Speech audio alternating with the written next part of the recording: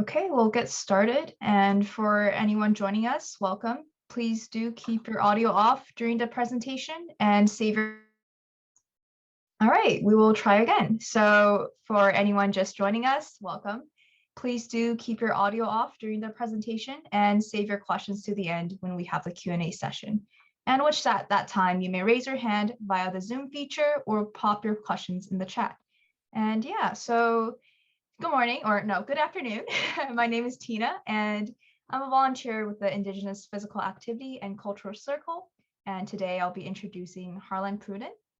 And so just a short introduction about Harlan.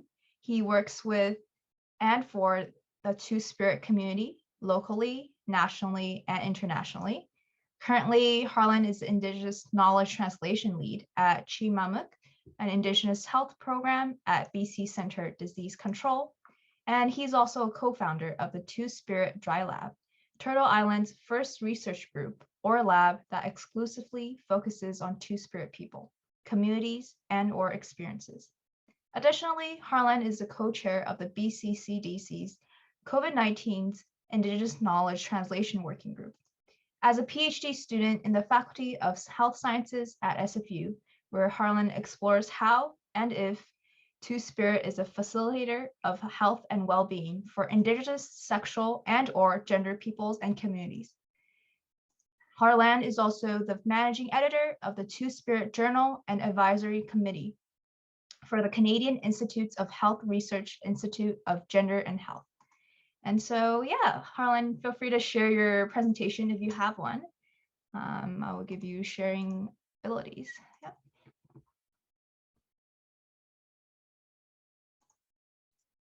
Greetings, Tante, no tetumtik Harlan Pruden, ewakat no mani, niha, nēhiyo, niha, ayakwe, igwa, motor mouth Mabel. Greetings, my relatives. My government name is Harlan Pruden, and my Indian name, and I use the I word, is, you can ask me why I use the I word, is Wakat no Mani. It's actually in Sioux. I was doing some work on the Rosebud Reservation, and they honored me with the name Wakat no Mani. Wakat being spirit, good spirit, bad spirit, neutral spirit. You know, I can do good just as well as I can do bad, or I can like suck up a lot of space and do absolutely nothing, which I hope I don't do.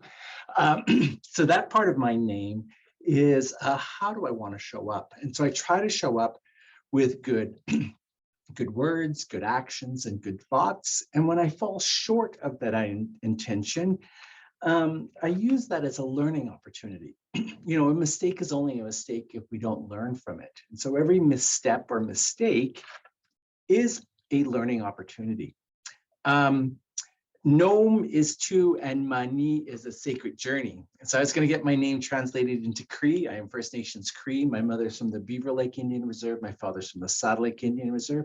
Two different reservations, but the same signatories to Treaty 6 territory. And I'm also Two-Spirit, and I said that in my own language. But you can also call me Motormouth Mabel because I'm going to be talking so fast. I have so much information to share with you, and it's exciting information. Before I go any further, I wish to acknowledge that I'm on the traditional and unceded territory of the Squamish, Musqueam, and Tsleil-Waututh First Nations and people. And I am humbly grateful to my Coast Salish hosts for tolerating my presence and allowing me to be on their territory. All right, so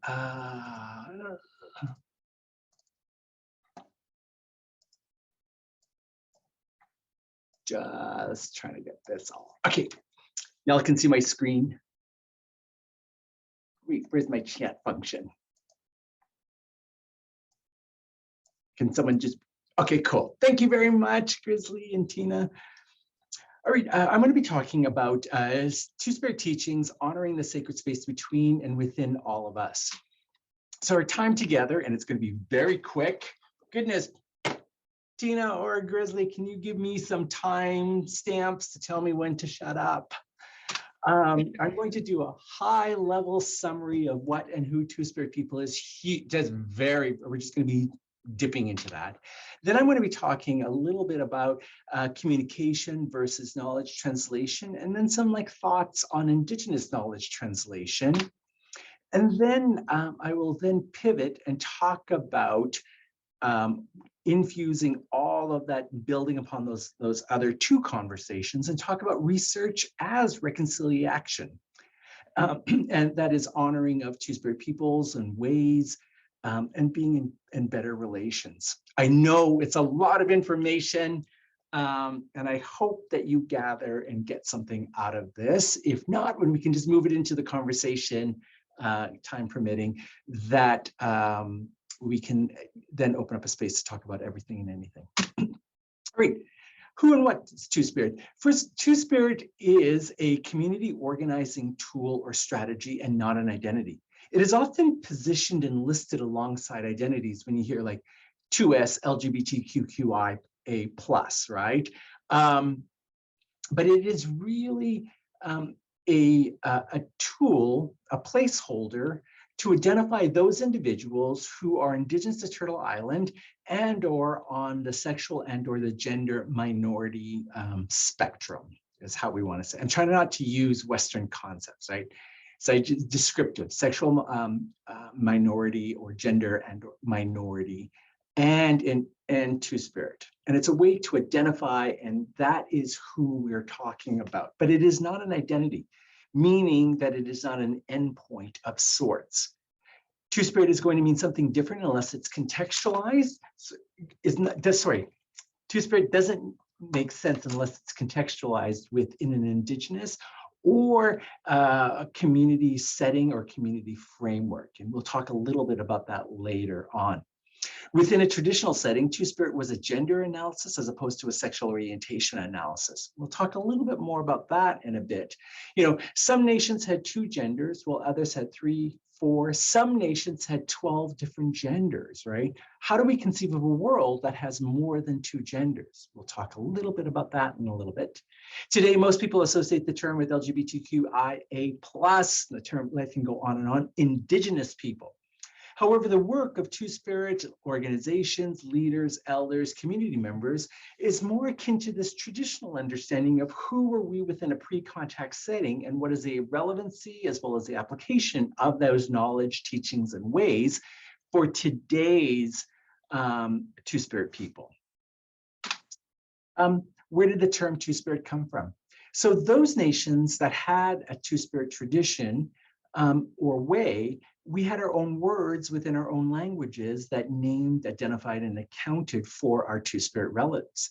Now, at the beginning of this talk, you know, I said, nēhiyo, I am Two-Spirit in my own language, my Cree language, nēhiyo language, or nēhiyowen. You know, I didn't say that I was a man, niha napweo, nor did I say I was a woman, niha asquea. I said niha ayakwe. So with those nations that had a Two-Spirit tradition, we had our own words within our own languages that named and accounted and identified our Two-Spirit relatives. Now I put 1492, you know, because that was a big year for us as Indigenous people, right? That's when CC shows up on our shores, right? He puts on the flag and goes, ha ha, I've discovered you, right? You know, like, prior to that, like we were just like lost, rambling around on our big old continent, right? And then CC shows up to discover us. Yay, right? Well, the counter narrative and the narrative I tell myself is the Indigenous people woke up on the morning of October 12th, 1492, and they discovered CC on their shores. So it's important of that framing and or vantage point in which that you look at a story or a point. And I think there's powerful teachings within that. So I just want to unpack that. So around 1989, 1990, the term berdache was used. And berdache was a yucky French word. We actually don't like it. It has really a negative connotation. It it's about sex, and it's about a particular role within sex. It's only about young men or boys who serves as another succubus. Anyway, we don't like it. So if you see the word, I encourage you to take a pen and cross it out and write Two-Spirit over that. The scholarship may be, you know, hold true, but the name and the nomenclature is, we find it highly offensive. And starting in 1975 in the Bay Area, Barbara Cameron, Randy Burns, as well as other community leaders came together and they formed an organization and began that organizing effort of gay and lesbian Native Americans. And that culminated at the 1990 Basket and Bow Gathering. It was the 3rd annual conference. And it was held just outside of Winnipeg, Manitoba. And at that gathering, the attendees came together and they said, we hate this word Berdache. But then they were like, how do we organize? And how do we organize within a trans or multinational framework? Because there were like representatives from the Ojibwe, Navajo, Cree, Dene, as many other nations that were represented at that conference or that gathering. And so how do we organize within a trans or multinational framework? And so what they wanted, they came up with the term Two-Spirit. They wanted a term that reflected about the combination of masculinity and femininity, which attributed to males and feminine roles and females and masculine roles. And there we get a pivot. The pivot was back to your role within society, i.e. gender and a gender analysis, and a pivot away from sex and sexual orientation. And it also is important to note that it was a political statement in that the community was like expressing their sovereignty of body and sovereignty of land. They clearly said, hey, members of the academy, hey, you missionaries, and those other folks that named us and called us Berdache, you don't have no right to name us. That right belongs to us, and we choose Two-Spirit. This sent the academy into a flummox. They're like, what? What do you mean the community doesn't like that term? And I've seen papers published up until 1996 on that same framework and the use of that yucky word Berdache. Now, how do we conceive of a world that has more than 2 genders? So this list that you're seeing on your screen is this is a survey. It is incomplete. I just looked across Turtle Island and I just picked and chose a couple of examples showing our distinct roles within societies. And so I'm not going to go through this entire list. I'm just going to juxtapose 2, Cree and from a Sioux perspective. Now, if we were all members of the Sioux Nation, the Cree Nation, my nation, which I humbly say is the best nation in the whole wide world. But I think they were all from amazing nations. So if we were all members of the Cree Nation, we had 2 big dominant camps or 2 big dominant societies, right? We had the nēhiyo, we had the Napweo, which is, we would translate that into the man's camp that hunted. And we had the Esquea, the women's camp that gathered, right? Now, there was a lot more to their roles. I'm just distilling it down to women gathering, men hunting. Now, also as a Crees is that there wasn't fluidity between the camps. Like a man couldn't go to a woman's camp and a woman couldn't go over to the man's camp, right? And we spoke different technical languages around our work, right? So if there was ever imbalance or disharmony amongst these 2 camps, a woman couldn't walk over to the man's camp and say, hey, what are you silly gooses up to today, right? And a man couldn't walk over to the women's camp and like, hey, women, what's going on? What's happening, right? Because we weren't allowed in those spaces. And so for us as a Yaqui, as well as other words that we have for our genders, is that we had unfettered and equal access between both camps. So if there was ever imbalance or disharmony, we could float over to the women's camp or like, hey, women, what's going on? What's happening? We could like float over to the men's camp or like, hey, men, what's going on? What's happening, right? And then we could go back and forth and we could mediate or try to resolve the conflict. And so we had this mediator role and a mediation role between these 2 camps. And a Esquea couldn't do this, and Napweo couldn't do it, just us as a Yaqui could do this. And so the takeaway from that is that for those nations that had 12 genders, they had 12 societies or 12 groups, each having a unique and distinct function to their gender that they offered to the community. Now, if I were Sioux, there wouldn't really be an expectation that well, first of all, I wouldn't be known as a Yaqui, I'd be known as a Winkte. And I there wouldn't be a social expectation that I would be a mediator, but there would be a social expectation that I would be the facilitator or the officiant of a naming ceremony for the Sioux or my Sioux relatives. And so my good friend Del First, who is Sioux and Winkte, has assumed that that's place and as the officiant of naming ceremonies for his Sioux people or for their Sioux people. Now, I've collected about 130 terms, building off of the work of Willie Roscoe from the 1988 work, where he was working with the Bay Area Gay American Indian Organization. Now, the bolded entry is a new-ish entry. It is Cayuga, which is the Haudenosaunee people. The Cree entry is a good, clean entry. It was validated by 21 primary Cree speakers. Now, there are omissions, errors, and just flat out wrong information in this database. You're like, tap the brakes, Harlan. Why are you getting out misinformation, right? I'm going to go back to the first slide. Because this is important in that I wish that I could like sit up in the ivory tower, comb through this. You know, when I enter into a new entry, as I try to do a triple validation process for each of the entries that I work on, you know, and if I could, you know, sit up in my ivory tower and I could like comb through this and make this database absolutely pristine, shiny, beautiful, right? That could take a lifetime. Heck, it could take 3 lifetimes. And in those intervening lifetime or times, more of this knowledge, more of these teachings and words will be lost to the wages of colonization. And so the next 9 slides that I'm showing you are to support conversations. They are by no means definitive and or this is truth. You know, there is a nuance that has to be. So how you use this next database is if you see your nation, let's say if you're Dakota, Santee Sioux, right, is go, is that the word for my male assigned relatives? Do we have a word for female assigned relatives?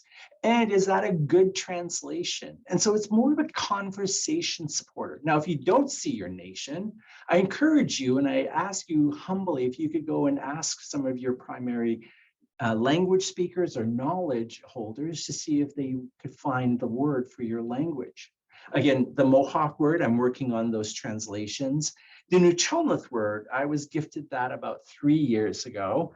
I cannot pronounce it because of my big old Cree thick tongue, but I will tell you that I had an elder, Lillian Howard, who has since transitioned into the spirit world. But I remember when she first, when we met at a presentation, she came to me with tears in her eyes. And she said, you know, I really wish my relative, who was Nucholnath, knew of these words before they took their life. A lot of this is US based. We have some Canadian information. So like the Seneca word, I'm working on that translation right now to get a good, clean translation. Guasala, these words were just gifted to me by some men supporting men's health after hearing my presentation. And it's probably been about 75 years since these words have been shown in a public space. I'm working with the Stolo Nation to get their words for Two-Spirit for their folks. So where there's a word, there's a story. Where there's a word, there's experience. But more importantly, where there's a word, there's a history and people. So these words are so incredibly important. In absence of these words, as well as a framework to understand these words, often our LGBT, queer, questioning, intersex relatives think they have to make a choice between being LGBT, queer, Q, question, LGBTQIA+, and being an Indian. And I've heard this over and over, and I've witnessed the medicine of these words. Like, you know, we do a call out, hey, Two-Spirit community, we're doing a powwow or a gathering. And if the individual shows up and they're male assigned and Zuni, what we do is, if they don't know the word, we gift them their word, lahamana. Then the magic happens. They're like, what do you mean I don't have to choose between being, you know, Zuni or in? being Zuni and LGBT, I can just be. And we're like, yeah, you can just be. Then the work begins of like, what is Lahamana? Who is Lahamana? And what is my role and purpose as a Lahamana for my Zuni people and my Zuni ways? And roots them and calls them back home and centers their indigeneity. That is the unification and the beauty of these words. Because often we think that we have to make a choice, and it's a full choice between being LGBTQA plus and being Zuni or being an Indian. We're often called yucky names and we're forced from our communities, or we just think our communities are not safe when we leave our communities. And so the unification of all of that comes home with these ideas, as well as these words and concepts, but also the framework of that conversation to support. Now, Two-Spirit is an organizing principle. Lahamana, Agukwe, Winkte, like all of those are identities. Those become endpoints, and they're nation specific. So we're not alone.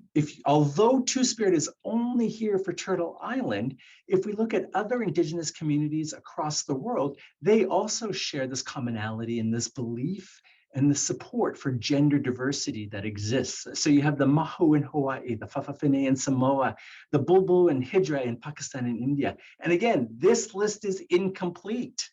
There's so many others. Now, Two-Spirit is only here for Turtle Island.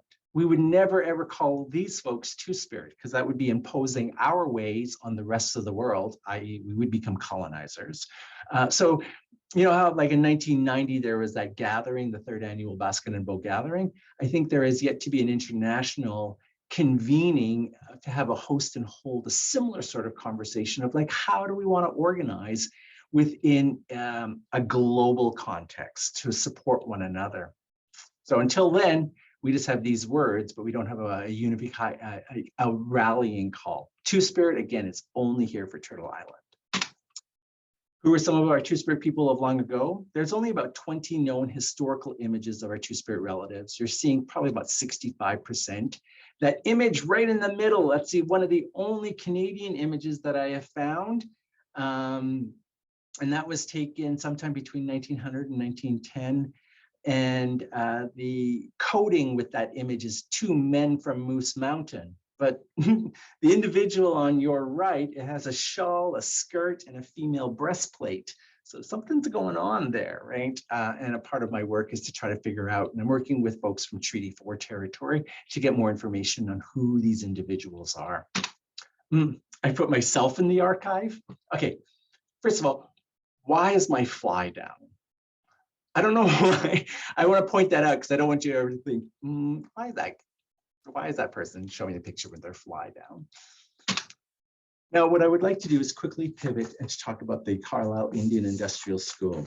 This is the first Indian residential boarding school that opened in Carlisle, Pennsylvania in 1879 and closed in 1918. It was founded by this army dude, Captain Richard Henry Pratt, who used or repurposed in the background is formerly commissioned or decommissioned army barracks.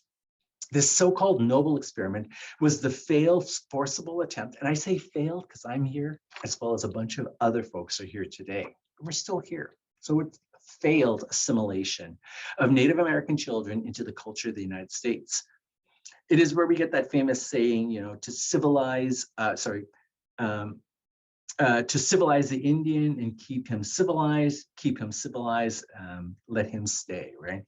And there was a whole, why am I starting here with that, you know, and especially within a Canadian context, right? Well, Duncan Scott under John A. Macdonald went down to this school, looked at the model, and then came back and replicated that entire system within Canada. Now, if we what does this have to do with being Two-Spirit? Well, this has everything and this has nothing to do with being Two-Spirit. You're like, hold up, that sounds contradictory, right? Well, if you look at this picture and we deconstruct the subject matter, you see this third part of the picture is that we have, I'm going to make some assumptions that they're all male assigned and that they are young men or boys. And that is like in their gender expression is coding that, right? So they have like hair cut over the ears, they're wearing pants, and they're wearing those like blazers, those military blazers. Down here in the lower third is, again, we assume that they're female assigned, they're young women or girls, and their gender presentation or gender expression is coded as young women or girls with like shoulder length hair and are wearing skirts, right? We as Two-Spirit people, we're not forced to the margin of this picture. We're forced completely out of the framework. I am sure there's Two-Spirit people there. But gone or erased are the third, fourth, fifth, sixth, seventh, leaving room for only their two genders. And it is within that colonization process is that imposition of that rigid binary gender system that was imposed upon us as Indigenous people. That is why this picture has everything and it has nothing to do with being Two-Spirit. All right, if you want more information, go to the twospiritjournal.com. Here's my cheap plug for this website that I founded. And type in resources and you can get a much longer lecture that is very similar to the one that but we talk about sex there. It's amazing, right? All right. In summary, Two-Spirit is the intersection of those who embody diverse sexualities, gender, roles, and expressions, and who are Indigenous to Turtle Island is a community organizing tool and not an identity. This is important. It is going to mean something different depending on what nation an individual is from and a member of, which we talked about those different gender roles. Two-Spirit refers to a history or tradition that predates Western notions and concepts such as lesbian, gay, bisexual, questioning queer, intersex, asexuality, and the list can go on, right? And it is about reclaiming and restoring, about remembering, not creating new, remembering, reclaiming, and restoring a rightful place of honor, respect, and dignity within the individual's nation. This is deep decolonizing work that centers one's ingenuity and calls Two-Spirit people home, and is thereby about mending the sacred hoop for our nations, our peoples, as well as ourselves. Now we're going to talk about communication versus knowledge translation. Now we're going to take some, because I'm like now going to build upon all of that knowledge, and I'm going to start shifting the conversation to one of research and also engagement within the academy. Now, very, very simply, communications is just getting information out. We don't really care. Like it could be a publication in a scholarly journal. It can be a press release. It's just getting information out, right? Where knowledge translation is who do we talk to? Who are we trying to talk to? And how do they communicate? And what is the best way to communicate with those folks? And so there was like more of like a sensitivity of like, how are we communicating and about what modes of communication and that we take into consideration for knowledge translation. Like many of our elders, what we find here at BCCDC, when we were posting our guidance for COVID-19 up on our website, and it was all textual based. First of all, many of our elders didn't have access to a computer, so they weren't getting any of the information. And those that did have access to the computer is that because it was so textual based, is that they couldn't access the information because it was all. So what we did as in COVID-19 Indigenous Knowledge Translation Working Group is we did illustrations so that you could tell yourself the story so you could access. That's what knowledge translation is. As opposed to just communicating and just like getting information out. Now, this also lays at the heart of why do we need knowledge translation? Within Western ways of knowing and being, there is, within the academy, often there is this bifurcation of knowing and doing. Knowing is the research, and then what we have to do is put it into application or the doing, right? And so you can see from the schematic that you have to bridge that chasm between pure research and the application of that, and you have to like bring it all together. And so knowledge translation is that bridge between that chasm between researchers and policymakers, decision community makers, funders, practitioners, and community members in the application of that research. Now, there is this other concept that's kind of like really kind of popular right now. It's called integrative knowledge translation. It's kind of getting closer to Indigenous knowledge translation, but I think it fails, right? So integrative knowledge translation is where a researcher, like maybe myself, I sit down and I'm like, I want to count purple widgets, right? And so I identify a funding source and I put together a beautiful proposal and I build a train track with a nice train and I'm the conductor. Then I say, who would probably benefit or would be interested, or where would these purple widget information be most useful? Then I invite those people to come onto the train with me, right?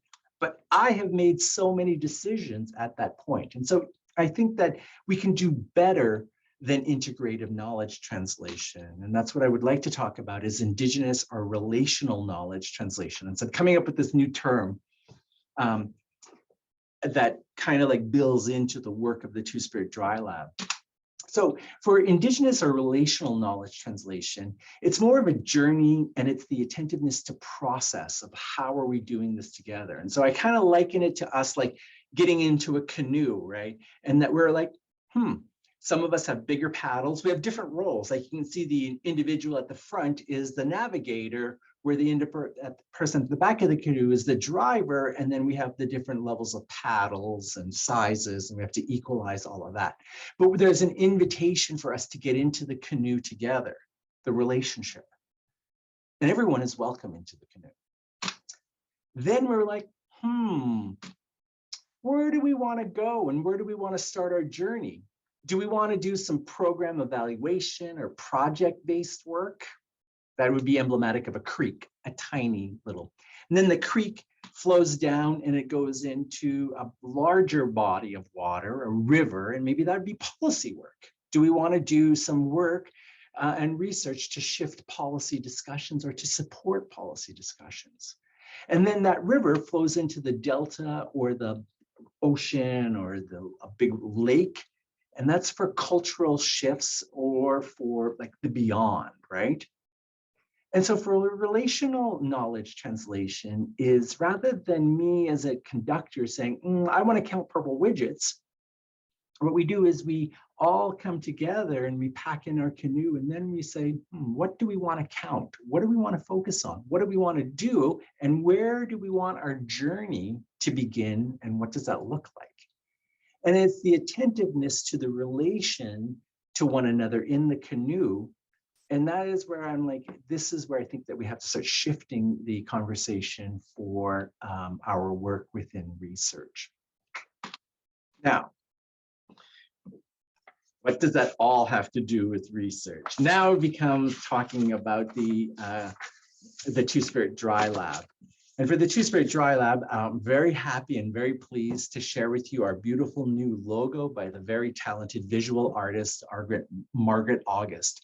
The logo designed is gender neutral and balanced with the intention of honoring the diversity, yet utilizing and drawing upon the strengths of Margaret's gifts as a Salish designer. The design depicts the moon, which is symbolic of the many cycles of moving forward with the Two-Spirit Dry Lab, conducting of and on Indigenous-based research. The face is representative of the balance between masculinity and femininity, and that is split down the middle. And then on the top, the two salmons facing each other is to represent our West Coast environment, where a majority of our lab members, as well as our lab, is physically housed. This is not complete. We just had a bunch of new members join us. And so we're in the process of updating this.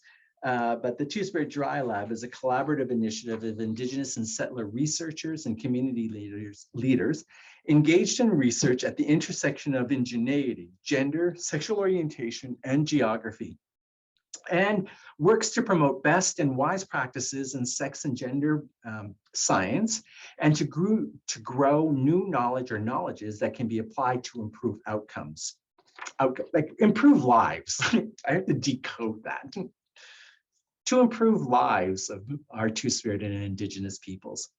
Additionally, the Two-Spirit Dry Lab also has a capacity building function to promote better understanding and best and wise practices for Indigenous and Two-Spirit research, as well as a discovery function through our analysis and continuous learning and engagement with and for Two-Spirit to community members. Now, often when labs get together in research groups, there's always this heavy dependence on the what. What do we want to do? What do we want to focus? What do we want to count if you're doing quant? Or what conversations do we need, right? Where that's kind of important, like we're all coming together doing Two-Spirit work, right? But for us as a lab, because we're process-based and we have that relational or Indigenous knowledge translation at play, is the how. How are we coming together, and how do we interact together as a lab, as lab members, is more important. It's process as opposed to outcome based.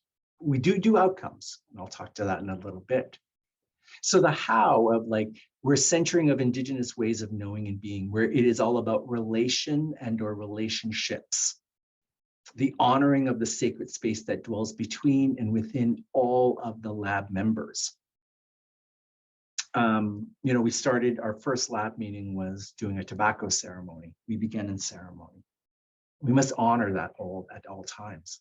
We are a trans or multidisciplinary collaboration of Indigenous and non-Indigenous folks. We also best effort of using Indigenous methodologies and approaches. We take a two-eyed seeing approach, which is a Mi'kma'ki elder Marshall's teaching. There have been some good things that colonization has given us. Like, not everything is bad, right? So from one eye, we look at the strengths.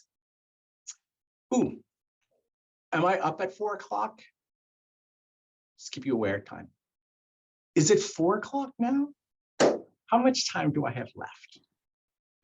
You have a full hour. So you can go to maybe 4:15, 4:15 and then have some questions. Okay, cool. Thanks.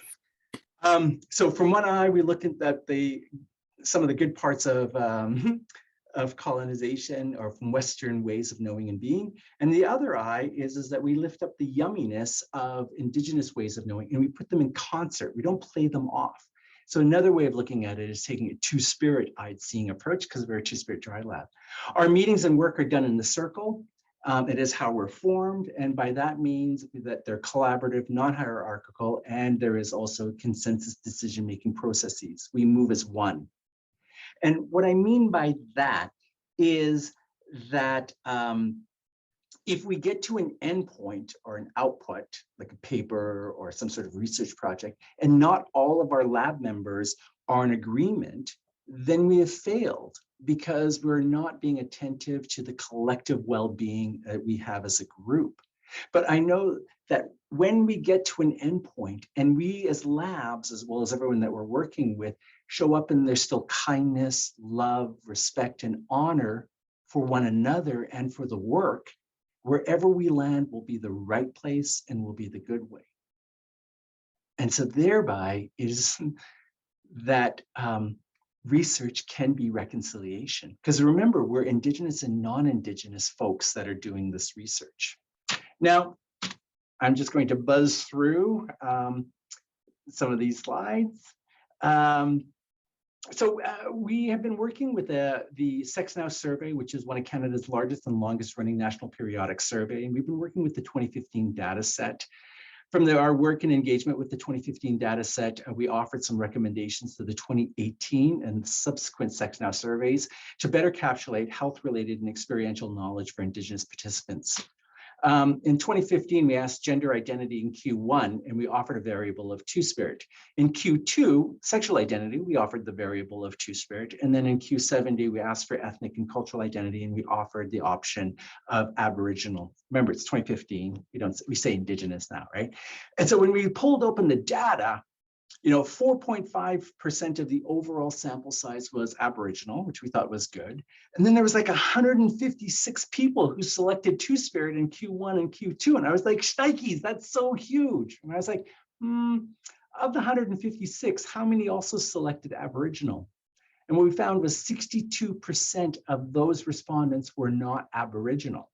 So we're like, oh, so our base level is that you had to select and identify that you were Aboriginal to make it into our data set. And so we used it as the 363, and we did not include those individuals who selected Two-Spirit and who did not select Aboriginal. So we're like, we can collect Two-Spirit data better. And so what we offered is this way for the 2018. So an individual who selected Indigenous, then they were offered the choice of, are they First Nations, Métis, Inuit, prefer to self-describe, prefer not to say, because sometimes it's not safe to say. If the individual said, I'm First Nation, then and only then were they given the question is, are you Two-Spirit, yes or no? And so from there is when we looked at our overall sample, 9% of the overall sample size were Indigenous. It was in person, so it's giving us an N value of 314 participants, with a breakdown of about 60-43 First Nations, Métis, and Inuit split, which is like, it mirrors the general population. So it's kind of cool. We didn't have to weight that. 42% of the Indigenous respondents identified as Two-Spirit or used Two-Spirit, and 0% were not Indigenous. And so we effectively walled off Two-Spirit by asking that question in the cultural, ethnic, racial question. CIHR and the Institute of Gender Health asked us to type up this, and so they published our guidance on how best to collect Two-Spirit data. Now, we also made some other recommendations, like in Q59 is, in the past year, which of the following resources have you gone to? Now, prior to our engagement, there were just these Western things of like psychiatrist and peer counselor, right? And we said, you know, sometimes our Indigenous relatives, they go to elders or knowledge keepers for support. And so there's important work here is, does your survey or your program, do the options reflect who you're trying to engage? And does the survey instrument reflect their reality? No. We're also decolonizing research because we're scrappy and we want to, right? So most research, and I'll talk a little bit about this, is summed up in this cute little cartoon, you know, and the apple says, hey, we're both round, we both grow on trees, we're both fruit. That must make us the same, right? And orange goes, no, noodle, no, we're not the same. So that in quantitative analysis or numbers analysis is, we would know that is testing the null hypothesis. The null hypothesis is where we assume two groups have no differences, and by showing there's a difference, further analysis is warranted, right? Resulting in innumerable studies that establish that the health indicators of Indigenous people differ from non-Indigenous counterparts and not contribute any further to knowledge, right? Now, what am I saying, right? You pick up any policy paper and you're like, Indigenous people, like, Indigenous women are 20 times greatly impacted by HIV than white women. So how they arrive at that number or that summary is there's usually a broader data set, let's say Sex Now in our case, which is primarily white people, white gay folks. We extract a subpop of Indigenous people, Two-Spirit in our analysis. And then because we assume those two groups are the same, we do a compare and contrast. Well, is that fair? Like, I was born an Indian, I'm going to die an Indian. Why should I be compared to white people? And then when I founded the lab with Travis, I was like, you know, I don't want to do that research because I do not want to stand in front of my community and say, hey, Indigenous people, you're going to get HIV greater than the white people. You're going to have less education, thereby less economic opportunities than the white people. You're going to die younger than the white people. And I was like, I don't want to say that. And I can't say that. And so also within this position of this null hypothesis is that we as Indigenous as well as other minorities are always in a less than, because these are always the comparator. And so I would argue that that would be that we're always in a less than or bad off is that it becomes a site of white supremacy. Then is what do we do to close the gap? Do we make everyone come down to our level so that they have the same rates of HIV? Or implicitly, do we just have to be more like the white people so that we can close that gap of inequity? Thereby, the null hypothesis, I would also argue, becomes a site of colonization. Not cool. What we do is, going back to the apples and orange analogy, that cartoon, is we do an intergroup analysis, broader data set, sex now, extract the subpop, Indigenous in our case, we ignore the broader and we look at and we compare Indigenous respondents to Indigenous respondents. We compare oranges to oranges, in which we become the self-referent group, we become our own comparator. And there is so much to compare. Like you can look at like the acidless orange. We can count those seeds compared to the seeds of the Jaffa or the Clementine. We can compare the sweetness to the bitterness, the thickness of the pith or not. There's so much you can compare within that. But what is cool is that you're comparing oranges to oranges. And that's what we do. So what does that look like in research? So we wrote a paper that was published in the Journal of HIV and Indigenous and HIV Research, where we wanted to look at the drivers of sexual health knowledge for two-spirit, gay, bi, and Indigenous men who have sex with men. In this study, we compared the responses of those who used two-spirit to describe themselves to Indigenous individuals who did not use two-spirit. And what we found was there were significant differences in the drivers of sexual health knowledge between those two populations. That's interesting. Then we examined, does geography have anything to play at work here?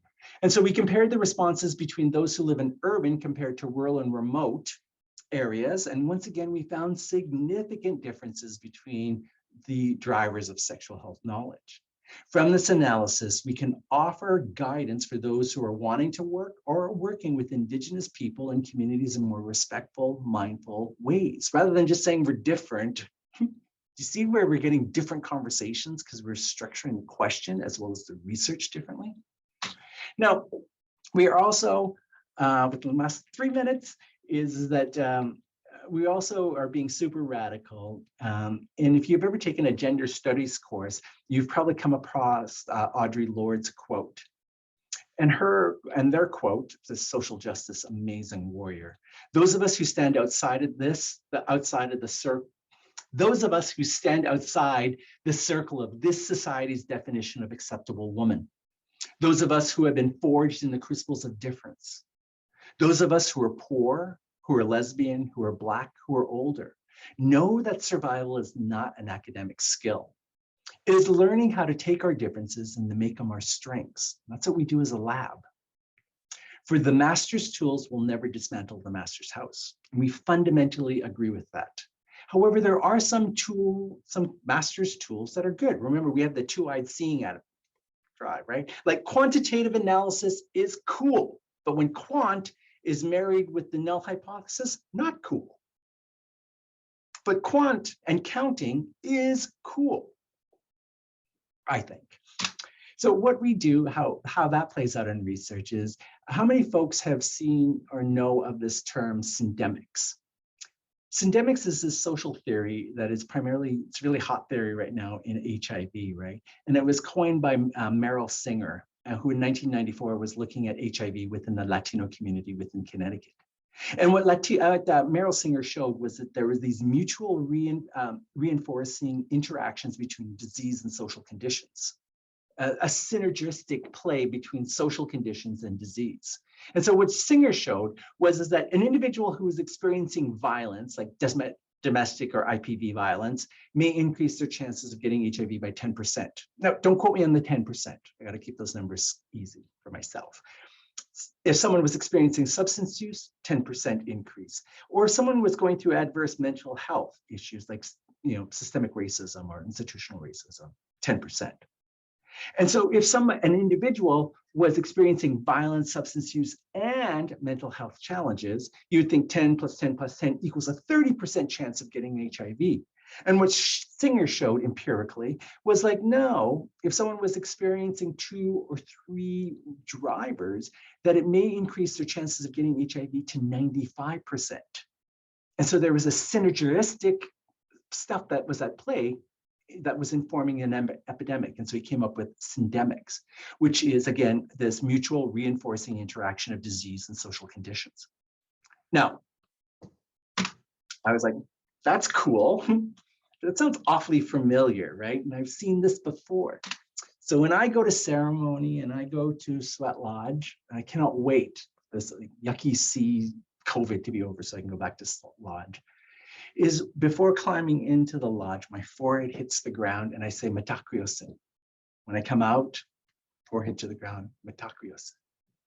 Mitakuyosin is a Sioux expression, and it translates loosely into all my relations, right? But because it's a ceremonial language, it also carries on a deeper meaning of like everything is connected, everything is related. And you can kind of see that within this line drawing, like everything is connected. Does that sound familiar?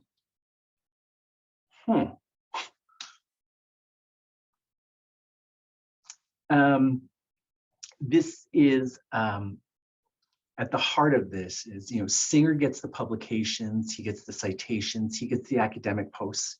And what do we get? We get a simple expression, right?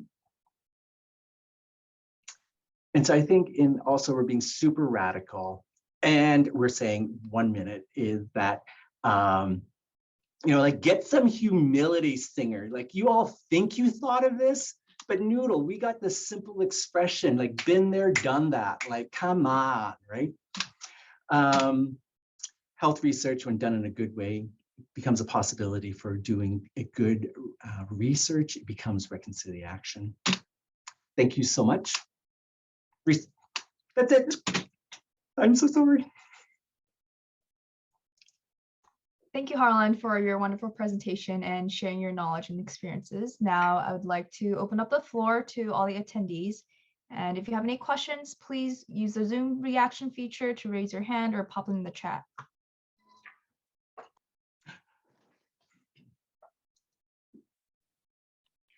Okay, Harlan.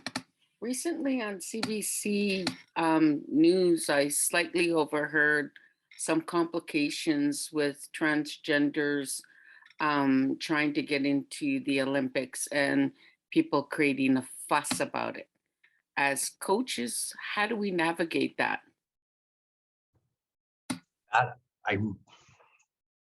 Roslyn, that is way beyond my scope. Okay. All right. Well, I can switch gears, right? I'm really in awe of what you're doing and how you presented. And I just wanted to thank you. And I hope to talk to you personally, maybe later on today. Alrighty, because I got a couple of ideas for you. I'm going to drop in my email address into the chat. Sounds good. Thanks, Vi. Okay. Thank you, Harlan, for your amazing presentation. And I just wanted to, Vi, I have no true answer to that question. However, being inclusive as much as possible is always really strength-based. So I think I don't like the division and people being fixed in one way. So we need to be inclusive. Thank you. And I see that Sean's here. I'm just going to wait a quick minute here until everyone gets put back in the main room here. Okay, is there any final questions before we close? I think we have 2 minutes, right, Sean? Yes, sorry. Yeah, you guys have 2 minutes and then everyone will be put back in the main room here. Thank you so much. Kaksham. Does anyone want to put something in the chat? I know there's lots of accolades. Love your energy. I think I actually learned quite a bit today as well. I keep learning. I know it was really research heavy, but we all are doing research. We all do research, right? Yeah, no, completely. I agree. And there's always those questions, right? There's a long acronyms, and I think one of the questions I always say two-spirit people versus just two-spirit. So that's one of the things that I was wanting to know. Is it okay just to say two-spirit? A person is two-spirit? You can say, yeah, two-spirit or two-spirit people, not two-spirited because we're not a verb. Okay, that's good to know. Yeah, like it's the same sort of like, you wouldn't say transgendered, you just say transgender or trans, right? Okay. So it's the same sort of like nomenclature when it comes. Emma, email me and I will send you a PDF of my slides. Thank And you, then you everyone. have a website too, right? Oh yeah, and a link to the twospiritjournal.com. Thank you, everyone. The room will just be closing here. Thanks for attending.